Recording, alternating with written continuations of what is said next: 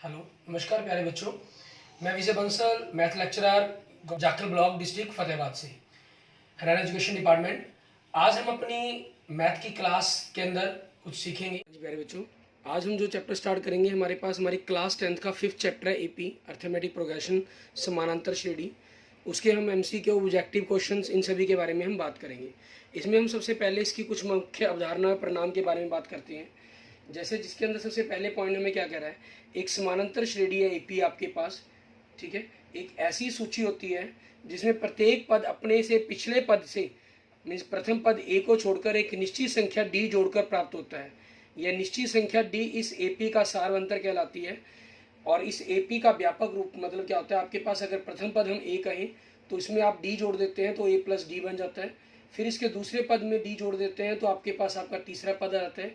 तीसरे पद में हम डी जोड़ देते हैं तो आपके पास आपका चौथा पद आ जाता है, ठीक है। इस प्रकार से आपको ये प्राप्त होते हैं। संख्याएं a1, a2, a3 की सूची में यदि अंतर a2 minus a1, a3 minus a2, a4 minus a3 का एक ही मान हो, मतलब ये हमारे पास हमारा पहला पद होगा a1, ये a2, ये a3, ये a4। तो आपको कहा इन्होंने a2 माइनस a1 का अंतर, इन दोनों का अंतर आपके पास d, a3 माइनस a2 आपके पास, इन दोनों का अंतर आपके पास d, a4 माइनस a3, इन दोनों का अंतर आपके पास d आपका, ठीक है। अगर ये अंतर आपके पास बराबर होंगे तो आपकी जो ये रकम है, संख्याएं हैं, वो एपी में कहलाएंगी, ठीक है। और इसके बाद फिर हम आगे देखते हैं हमें क्या कह रहा है ये। अर्थात हमारे पास किन्हीं भी दो संख्याओं के लगातार, मीन्स अगर आपको एनवा पद दिया गया है और आप उसमें से उससे पिछला पद घटा देते हैं और आपके पास जो उनका अंतर है वो डी जो भी आपके पास एक निश्चित संख्या आ जाती है, ठीक है, तो वो आपकी एपी में कहलाती है और वो जो अंतर है वो हमेशा निश्चित रहेगा आपके पास, ठीक है। अगला, किसी एपी का एनवा पद या व्यापक पद an a plus N minus one into D होता है, जहां a प्रथम पद और d सार्वंतर है। ध्यान दीजिए a1 बराबर में a आपके पास, मीन जो आपकी प्रथम a1 का मतलब आपके पास a, ठीक है, प्रथम पद की बात की गई है। अर्थात इसमें अगर आपको एनवा पद ज्ञात करना, आप देख भी सकते हैं, दूसरा पद ज्ञात कर रहे हैं हम, एक डी जोड़ रहे हैं, तीसरे में 2, चौथे में 3, किसके अंदर, ए के अंदर। तो एनवा निकालेंगे तो हम n माइनस 1 डी उसके अंदर जोड़ देंगे। ये आपके पास उसके एनवें पद का फार्मूला जाता है। और किसी एपी के प्रथम n पदों का योग ज्ञात करना हो, योग ज्ञात करने के लिए आपके पास n/2 2a plus n minus 1 into D आपके पास होगा, ठीक है। जहां n पदों की संख्या होगी आपके पास, a आपका प्रथम पद हो गया, d आपका सारवंतर हो गया। और यदि आपके पास अंतिम पद दिया गया हो तो योग का एक फार्मूला और बन जाता है, Sn बराबर में a प्लस l आपके पास। l मतलब आपके लिए क्या हो जाता है, आपका अंतिम पद हो जाता है, ठीक है।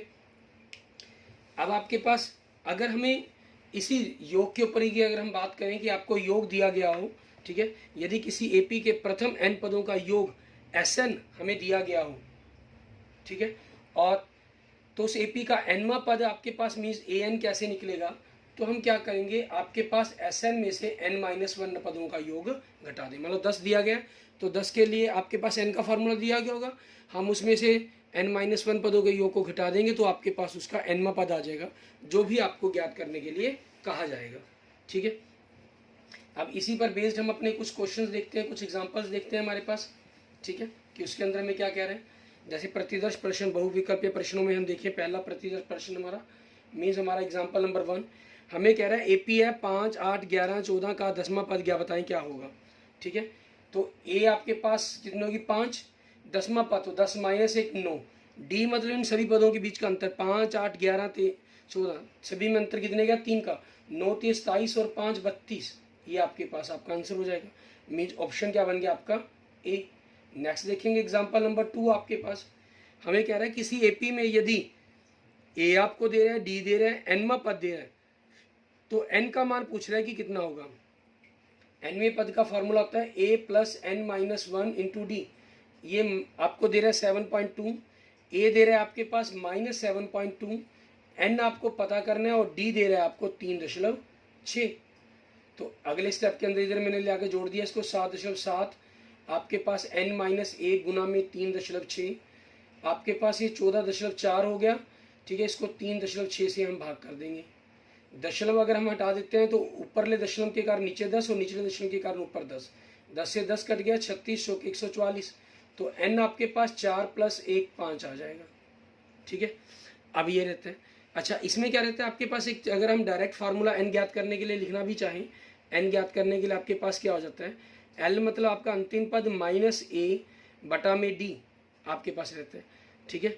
ये आपके पास आपका फॉर्मूला बन जाएगा हमारे पास, ठीक है। ये n का ना होकर n-1 का होता है, फिर इसके अंदर जो भी संख्या बनती है हमने 1 इसके अंदर ऐड करना होता है। ये आपके पास n के लिए डायरेक्ट मीन्स ये जो कैलकुलेशन कर रहे हैं काम वही है, ठीक है, बनाया वहीं से गया है, लेकिन सिर्फ एक डायरेक्ट रूप के अंदर अगर आप करना चाहें तो उसको मेंशन कर सकते हैं। नेक्स्ट देखते हैं क्वेश्चन नंबर 1 हमारे पास, इसमें हमें क्या कह रहा है, इसमें देखिए हमें कह रहा है दिए गए 4 विकल्पों में से सही उत्तर चुनना है। पहला आपके पास क्वेश्चन है, किसी एपी में यदि d बराबर -4 हो, n बराबर 7 हो और an बराबर 4 हो तो a का मान ज्ञात करें।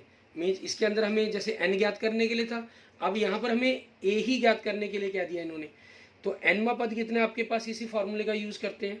ये दिया गया आपको 4, ठीक है, a हमें पता करना है, n कितना 7, 7 माइनस 1 6 हो गया, d आपके पास कितना है -4, तो 6 चौके -24, तो a क्या हो जाएगा 4 + 24, आपका दूसरी तरफ जाके प्लस का हो जाएगा, तो a कितना आ गया 28। मीन्स ऑप्शन क्या बन गया आपके पास आपका, ठीक है, डी। और इस क्वेश्चन के अंदर आपके पास आपका जो ऑप्शन था वो भी डी था, ठीक है। हम देख सकते हैं पीछे वाला बैक करके कि आपके पास नेक्स्ट देखेंगे क्वेश्चन नंबर 2, इसमें क्या कह रहे हैं, किसी एपी में ए दिया गया, डी दिया गया, एन दिया गया, एनवां पद पूछा गया।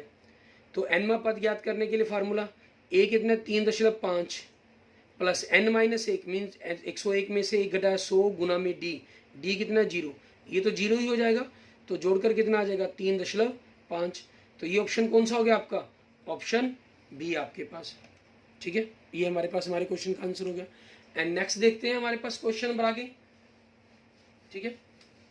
क्वेश्चन नंबर 3 में हमें क्या कह रहा है करने के लिए, क्वेश्चन नंबर 3 के अंदर आपको दे रहा है संख्याएं दी गई हैं, इसमें एक सूची है, ठीक है। आपके पास कहना d बराबर -16 है, इसके अंदर नहीं, आप अगर देखेंगे तो दूसरे पद में से पहला पद घटाएंगे, वो माइनस क्या, तो माइनस माइनस प्लस हो जाएगा, मीन्स d आपके पास क्या आएगा 4 आएगा, तो ये तो गलत हो गया, ए ऑप्शन तो आपके पास, ठीक है। बी ऑप्शन में कह रहा है d 4 है, बिल्कुल सही है ये, ठीक है। और डी में सी में कह रहा है आपके पास d -4 है, ये गलत, ये एक AP नहीं है, ठीक है। लेकिन आप देखिए -6 -2 में से -6 करते हैं तो फिर 4 आता है, 2 में से -2 माइनस माइनस प्लस हो गया 4 आ रहा है, तो सभी में अंतर तो बराबर आ रहा है, तो ये AP तो है, इसलिए डी आंसर भी इसका गलत है, मीन्स बी ऑप्शन जो कहा गया वो आपका सही हो गया इसके अंदर। नेक्स्ट देखेंगे क्वेश्चन नंबर 4, इसमें क्या कह रहे हैं, इसका 11वां पद पूछा गया है, तो a कितना हो गया -5 प्लस, ठीक है, 10 गुना में, क्योंकि 11वां पद कहा गया है डी आपके पास क्या हो जाएगा, दूसरे पद में से पहला पद घटा दीजिए, तीसरे में से दूसरा पद घटाइए, क्योंकि तीसरा पद 0 है तो वो घटाना आपके लिए थोड़ा सा आसान है, माइनस माइनस प्लस 5/2, ठीक है। तो 2 से कट गया 5, -5 + 25 आपके पास कितना आ गया 20 आ गया, और 20 कौन सा ऑप्शन है, बी, ठीक है। ये आपके पास क्वेश्चन नंबर 4 का आंसर बन जाएगा हमारे पास हमारा, ठीक है। आगे हमारे पास क्वेश्चन नंबर 5 के अंदर हमें क्या कह रहे हैं कहना उस एपी का जिसका प्रथम पद -2 सार्वंत्र -2 है कि प्रथम 4 पद बताने क्या होंगे। -2 कहा गया है, ठीक है, तो अगले पद के लिए क्या करना होगा, -2 और घटा देंगे तो -4, फिर -2 घटा दिया -6, फिर अगला -2 घटा दिया -8। ये ऑप्शन देखिए हमें किस में दिखाई दे रहा है, ये ऑप्शन आपके पास सी में है। नेक्स्ट क्वेश्चन नंबर 6 के अंदर एपी जिसके प्रथम 2 पद दिए गए हैं, 21वां पद पूछा गया है। प्रथम 2 पद मतलब आपके पास a -3 दिया गया, और d आपके पास क्या हो जाएगा, दूसरे पद d 4 में से हमें -3 घटाना होगा, तो d कितना हो गया 7। 21वां पद कहा गया तो 20 गुना में d 7 मीन्स -3 + 140, तो आपके पास कितना आ गया -137 आ गया, ठीक है। इट मीन्स आपके पास कौन सा ऑप्शन बन गया, ऑप्शन बी आपके पास। नेक्स्ट देखेंगे 7वां क्वेश्चन, किसी एपी का दूसरा पद 13 और 5वां पद 25 है। दूसरा पद 5वें पद में से अगर हम दूसरा पद घटा दें मीन्स, तो आपके पास 5 माइनस तो 3d बचेगा, क्योंकि a से तो ये खत्म हो जाना है, ठीक है। आपके पास 5वां पद कितना है 25, दूसरा पद कितना है 13, दोनों को घटाया कितना आ गया 12, तो d का मान यहाँ से क्या हो जाएगा 12/2 मतलब 4। इन्होंने कहा है 7वां पद बताओ इसका, ठीक है। दूसरा पद आपके पास क्या था 13 और d 4 है, तो दूसरा पद क्या होता है a + d होता है 13, तो डी 4 तो ए कितना हो गया 9 हो जाएगा आपके पास। 7वां पद पूछा गया तो ए 9 प्लस 7 में से गया 6, डी के 4, 6 चौके 24, 24 और 9 33। ठीक है, ये आपके पास हो जाएगा। और 33 ऑप्शन देखिए कौन सा दे रहा है आपको, ऑप्शन बी आपके पास। ठीक है, ये हमारे पास क्वेश्चन नंबर 7 का आंसर बन गया। आगे देखेंगे हम नेक्स्ट। ठीक है, क्वेश्चन नंबर 8 के अंदर हमें क्या कह रहा है करने के लिए। इसी तरीके से आपके पास क्वेश्चन नंबर 8 के अंदर कहा गया एपीआई 21, 42, 63, 84 का कौन सा पद 210 होगा। 21 का पहाड़ा पढ़ रहे हैं आप एक प्रकार से देखिए तो सीधा आपके पास यहाँ से क्लियर भी होता है 21 10 से 210 होता है। ठीक है, इट मीन्स आपके पास 10वां पद बनेगा, मीन्स ऑप्शन बी बनेगा। ठीक है, बाकी आप कैलकुलेशंस करके फॉर्मूले डायरेक्ट से तो कर ही सकते हैं। किसी एपी का सारवंतर दिया गया तो 18वें से 13वां पद घटाएं तो वो क्या होगा। क्योंकि 18वें में से अगर हम 13वां पद घटाएंगे, इन दोनों का अंतर पूछा गया है, तो ये 18 माइनस 13 5 डी के बराबर आएगा। डी का मान इन्होंने 5 दे दिया तो 5 5 25, 25 आपके पास कौन सा ऑप्शन है, सी। तो इस क्वेश्चन का आंसर क्या हो जाएगा, सी हो जाएगा आपके पास। ठीक है, नेक्स्ट, दो समानांतर श्रेणियों का सारवंतर एक ही सारवंतर है, इनमें से एक का प्रथम पद -1, दूसरे का प्रथम पद -8 है, तो इनके चौथे पदों के बीच का अंतर क्या होगा। जब आपके पास दोनों एपी की डी बराबर हो तो उनके पहले पदों को आपस में घटा दो। ठीक है, तो वो आपके पास छोटी ए माइनस बड़ी ए भी हो सकता है, मीन्स दूसरी एपी में से पहले एपी माइनस हो सकता है। आपको एक ही आंसर मिलेगा, हमेशा लिखिए आएगा। अगर दोनों ऑप्शन मिले तो हमेशा दूसरी एपी में से पहली एपी को माइनस कर दें। ठीक है, अब इसमें देखिए आप, अब -1 में से -8 माइनस करते हैं तो देखिए -1 प्लस 8 कितना हुआ 7। अब -8 में से -1 माइनस करते हैं तो -8 प्लस 1 मीन्स -7 आपके पास। तो ऑप्शन के अंदर आप देखिए आपको 7 मिल रहा है। ठीक है, तो आपके पास मीन्स पहली एपी में से दूसरी एपी का प्रथम पद घटा दिया आपने, 7 आपके पास आंसर हो गया। -7 आपको ऑप्शन में नहीं मिलेगा। ठीक है, ये हमारे पास हमारे नेक्स्ट क्वेश्चन का बन जाएगा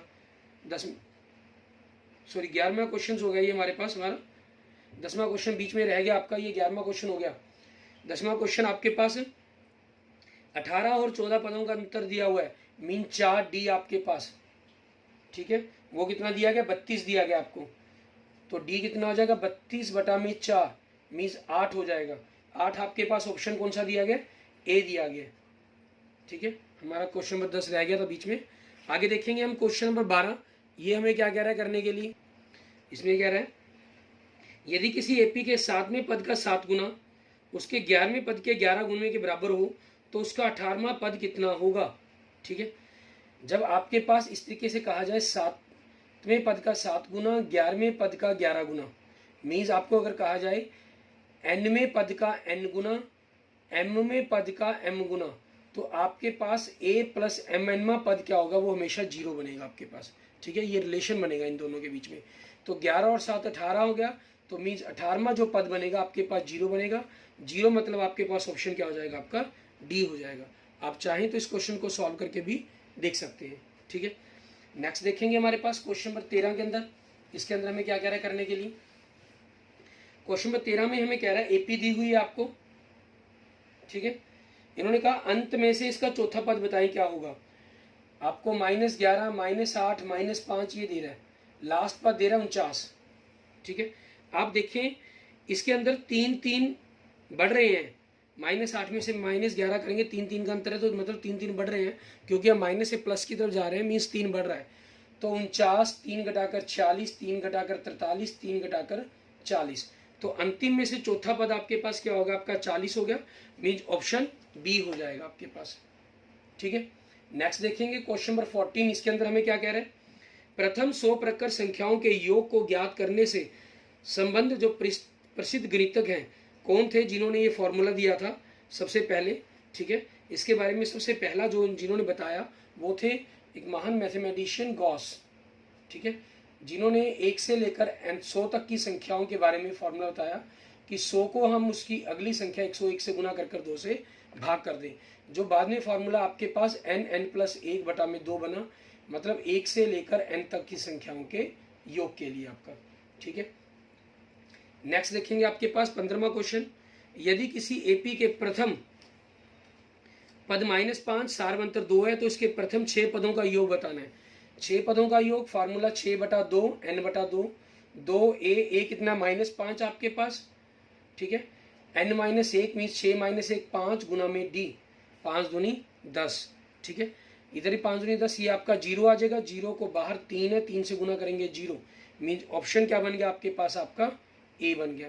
नेक्स्ट देखें क्वेश्चन नंबर 16, इसके अंदर क्या कह रहे हैं, एपी के 16 प्रथम 16 पदों का योग पूछ रहा है। तो 16/2 आपके पास n/2, 2a कितना 10 आपको दिया गया।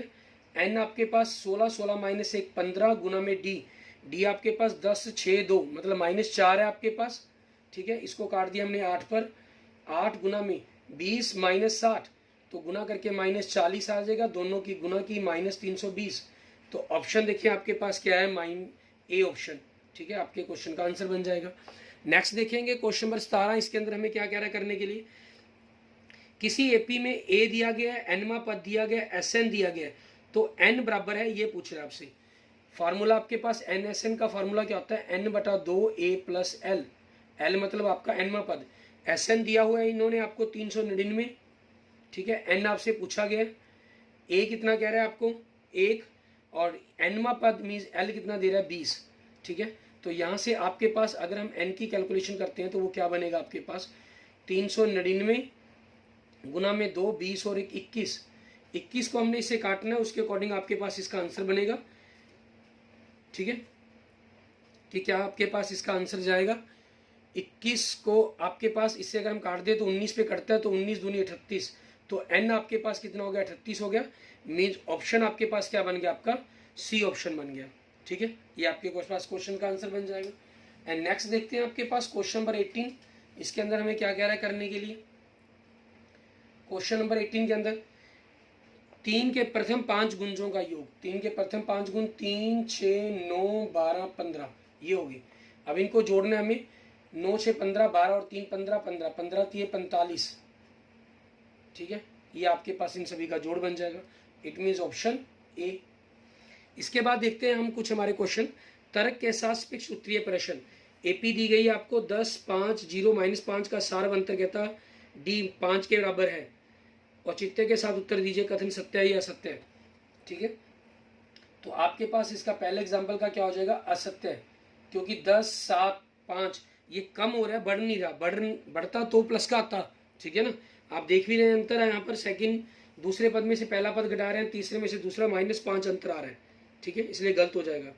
दिव्या ने 1000 रुपये 10% वार्षिक दर से चक्रवृद्धि ब्याज पर जमा कराए, प्रथम दूसरे तीसरे वर्ष के अंत में मिश्र धन एक एपी बनाते हैं, अपने उत्तर का औचित्य दीजिए, ठीक है। जो आपके पास मिश्र धन चक्रवृद्धि ब्याज होता है, ठीक है, उसके अंदर कभी भी हमारे पास जो मिश्र धन बनेगा वो आपकी एक एपी की फॉर्म में नहीं बनता, ठीक है। वो हमेशा क्या बनता है आपके पास, एक एपी ना बनकर हमारे पास किसी और रकम के अंदर बनेगा। आप कैलकुलेशन भी कर लेंगे अगर मिश्र धन की चक्रवृद्धि ब्याज की, ठीक है, तो आपके पास कुछ और ही आंसर आएंगे। पहले साल के लिए आपके पास 1000 रुपये मूलधन है, तो उसका क्या बन जाएगा, एक साल के अंत पर 1100 बन जाएगा। अगले साल आपके पास 121 रुपये ब्याज बन जाने, ठीक है, तो 110 के हिसाब से 1210 बन जाएगा। अगले साल 1331 बन जाएगा, मीन्स अगर हम अंतर देखें तो 100 का, अगले साल 110 का, और अगले साल 121 का अंतर बनेगा आपके पास ब्याज का, ठीक है, क्योंकि ब्याज पर ब्याज लगता है इसके अंदर, इस कारण ये एपी में नहीं होता। अगर ये साधारण ब्याज होता तो ये एपी के अंदर रहता आपके पास, ठीक है। नेक्स्ट देखेंगे एग्जाम्पल नंबर 3, इसके अंदर हमें क्या कह रहा है करने के लिए, हमें कह रहा है किसी एपी के nवें पद n² + 1 नहीं हो सकता, अपने उच्चतर का औचित्य दीजिए।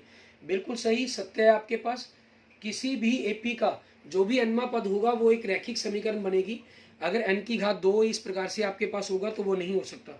हाँ, योग आपके पास n की घात 2 संभव है, ठीक है, n की घात 2 के अंदर आपके पास योग संभव है, और लेकिन त्रिघात के अंदर योग भी संभव नहीं है आपके पास, ठीक है, इसलिए आपका ये सत्य हो जाएगा। और आप इसमें देख भी रहे हैं करके आपके पास, ठीक है, आपके प्रथम पद निकाला तो 2 आ रहा है, दूसरा पद 5 आ रहा है, तीसरा पद 10 आ रहा है, तो अंतर 3 का फिर 5 का, मीन्स एपी नहीं है, और इन्होंने यही लिखा है एपी नहीं है, इसलिए ये सत्य हो गया आपके पास आंसर इसका। क्लियर। एंड नेक्स्ट देखेंगे आपके पास क्वेश्चन नंबर पहला, हमारे पास हमें क्या कह रहे हैं, निम्न में से कौन सी एक एपी बनाते हैं, अपने उत्तर का औचित्य दीजिए। आपके पास पहला -1 -1 -1 सही, अंतर समान है। 0 2 0 2 नहीं, अंतर बराबर नहीं है, ये नहीं है, ठीक है, ये नहीं में आ जाएंगे आपके पास।